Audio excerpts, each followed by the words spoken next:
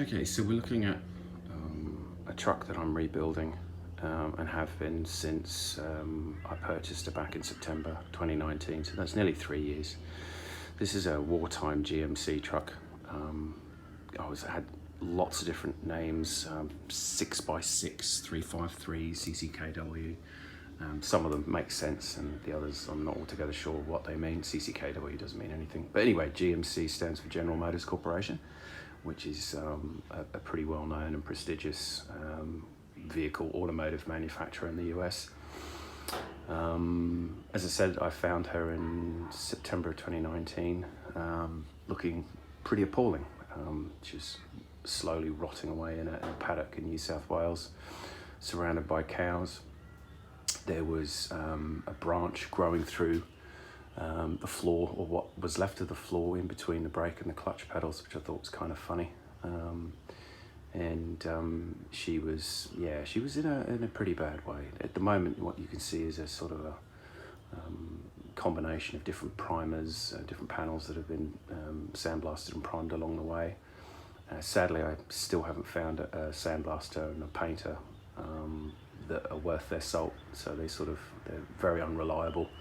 Some underspray and then they start rusting, and then some use a really poor quality gun, and so you've got grain and grit and sand and all the rest of it in the finish. It just looks dreadful. So that's why we've got 3 or 4 different types of primer. Here's hoping I can find somebody that actually does what they say they do, which is do a good job. Anyhow, whinge out of the way. When I found her, she was her original engine, which was a 95 horsepower 6-cylinder, a straight 6 inline 6, had been dumped in the back of the tipper tray, which has since gone. I sold that off. In place of the original engine was Perkins diesel in English. I think it's English or American. Great big monster diesel engine had been put in the engine bay, but because it wasn't the same size or dimensions, they had to completely alter the subframes and the cross members at the front, and that grey front cross member, which is also an engine bearer, had been cut out. Someone had used a gas torch, so that was a replacement that I picked out of an old GMC that was in a scrapyard. So here she is, 2.5 tons of her, sitting in a carport in Brisbane, and I'm sort of slowly but surely making progress. These things are big. And as a result of that, obviously the bigger they are, the more time consuming they are, more paint they use, more welding, more panel beating, etc, etc, etc. But she looks great. A little bit of history about the GMC. It was, as I said, General Motors Corporation, big automotive manufacturer, was given the license to knock these things out, and they built hundreds of thousands of them. I think in terms of numbers, they were second only to the American Jeep, the ubiquitous Jeep, the Willys, and the GPW, which is a Ford-made Jeep. So there's quite a few of them still around. They're not rare, but obviously as each year passes, the ones that you find hauling various things on remote properties run out of parts, or their engines die, or the gearboxes die, and then they just literally chuck them to one side and replace them with a more modern equivalent. So they are starting to disappear. This one was built in 43, and you can tell that because of the identification number, which sits under the passenger side fender, guard, mud guard, whatever you want to call it. If you zoom in here, you can see, just about make out the number CCKW, and then a whole stack of numbers, and then I think it says A1 at the very end, if you can see that. A1 means it's a non-winch version, and it's a cargo truck. And this is a non-winch version. Unfortunately, it's had about 6 or 7 inches cut off the front, and somebody welded a winch to it. That was after the war. I would have guessed probably 1960s or 70s, when this was reutilised for a company called Transfield, an Australian company, I think, which does networks, comms, all of that sort of stuff. There's that's the front firewall. That's sort of the main part of the cab, and you can see the bracket that holds the windscreen. Lots of holes in it for conversions, field conversions. Those 4 holes there were for an air cleaner for the diesel engine. I've cut out this bottom panel. The cabs are notorious for rusting down the bottom there where they join the wheel arch or fender. This is where the cab would have been. It's all sort of dismantled, but you can see the runners, which is where the floorboard, the floor itself would be bolted to. These are your two gears for high and low ratio, I think, and then engaging and disengaging all-wheel drive, something like that, I think, I'm not sure. Let me move back a little bit and then you can see the dash panel itself. Once again, it's sort of a like a patchwork quilt of different colours as I try different things. I'm a fan of red oxide. It seems to sort of protect the metal against the elements. There's a glove box door. When I found it, the glove box door had been pulled off and the actual glove box itself had just literally fallen apart. So I bought a copy, a very well-made copy from Europe, which is on its way here. And then that's where all the instruments would go. Choke, light switch, ignition switch, blackout driving lights, throttles, all of those sorts of things would have been lined up down the bottom where those little circular holes are.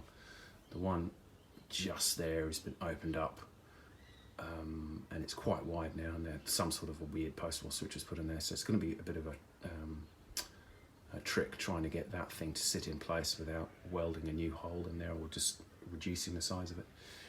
That's where the instrument panel would have been. You have 5 instruments. You've got speedo, ammeter, for your battery charge. You've got your fuel gauge, your water temperature gauge, which measures the water temperature, obviously, of the engine, and then you've got your oil pressure gauge. So I think that's 5.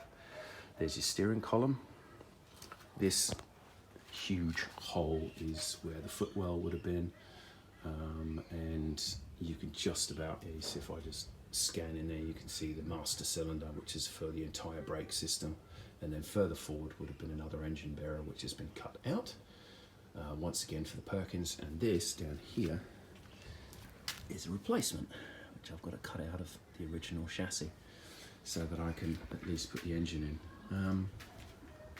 This is the bracket for the rear cab panel, which is probably the heaviest part of the cab itself. It's very heavy. You need 2 able-bodied blokes to carry that thing around. And then this is a view all the way down to the back of the chassis. It's a ladder chassis, so you can see all the cross members which give it strength. You've got your rear diffs and your prop shafts in there. These are called, there's banjo and then there's Timken diffs. Timkens are split diffs, banjos are these big bulbous looking things, and yeah, you get your fans for both. Some say Timkens are really good on surface roads, and some people say that the banjo diffs are really good when you're off-road. I'll quickly scan down, wander down the back. That's the fuel tank, actually covered in crap. That's where the battery sits, the battery stand, which is usually they run on a 6-volt system, but some people upgrade it and they go for a 12 just to make the lights a little bit more powerful and probably a little bit easier to start as well. If you look on the side of the chassis, you can see these sort of cross-weaved plates. They're called banking plates, and fortunately or unfortunately, depending on your point of view, these things were welded to the side to give the chassis extra strength. You can see the welds. There's one, there's another one in intervals. It's ugly looking stuff, but it adds strength to the chassis, and whoever welded it did a really, really good job. He was pretty efficient with a welder. So I don't know at this stage whether I'm going to remove them, but I'd like to. So we'll go down the back. You've got 10 wheels on a GMC, so you can imagine how expensive it's going to be to get new tyres. I think I've got a quote for about anywhere from $2,000 to $3,000 for your bar treads, your military bar treads. It's going to be an expensive exercise, but anything to do with these trucks is expensive because they cover a fair bit of turf. They're monsters, really.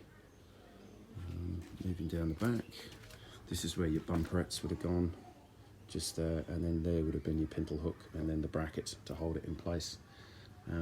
Both have gone, but I have some replacement bumperettes coming from Europe, and a pintle hook came from South Australia. So this stuff is around. You just have to find it. You have to be very, very patient. So there it is, my restoration of a 1943 American military GMC truck, 2.5-ton truck. She will hopefully be rolling. I want to have her rolling under her own steam in time for the 80th anniversary of the end of the Second World War. So that gives me about 3 years to try and get her back on the roads. It's a big job. It's a challenge, but if we continue going at the same pace that I have so far, I reckon we'll probably do it.